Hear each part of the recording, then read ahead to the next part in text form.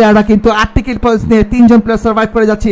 দেখতে পাচ্ছি প্যারাডক্স কিন্তু এখানে আছে খুব বেশি কাছাকাছি, জোনের বাইরে কিন্তু বলা ছিল 7 নম্বরের প্লেয়ার আছে। প্যারাডক্স কিন্তু এখানে স্মোকের মধ্যে আন্দাজে ঢিল মেরেই আন্দাজে স্প্রে করে কিন্তু ক্যাম্পশটকে নকডাউন করতে সক্ষম। এবং এদিকে দেখতে পাচ্ছি তাদের উপরে ক্রমাগত স্প্রে করা হচ্ছে। প্যারাডক্সকে কিন্তু দেখতে পাচ্ছিলাম আনিকা পাগলা এবং শেষ পর্যন্ত কিন্তু আনিকা পাগলু নিজে নকডাউন।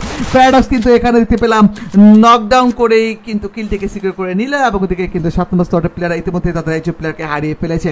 বাট এদিকে কিন্তু গ্যাং থেকে 3 জন প্লেয়ার সার্ভাইভ করে যাচ্ছে। এতক্ষণ ছিল 4v3, বাট শেষ পর্যন্ত হয়তো বা 3v3 ফাইটের দিকে আমরা অগ্রসর হয়ে গেছি। দেখতে পাচ্ছি শাকিল স্যার এখানে পুশ করে দিয়েছে এবং তারই সাথে দেখতে পাচ্ছি ও মাই গড ফেলেক্স কিন্তু এখানে শাকিল স্যারকে ওয়াইপ আউট করে দিল। দেখতে পাচ্ছি 2v2 একটি ফাইট হবে নাকি ক্যাম্পশটকে রিভাইভ করা সম্ভব। দেখতে পাচ্ছি ফেলেক্স কিন্তু ক্রমাগত দূর থেকে ভালো স্প্রে করার চেষ্টা, তাদের কাছে মেবি নেড অথবা থ্রোবেল ওয়েপেন্সের কমতি।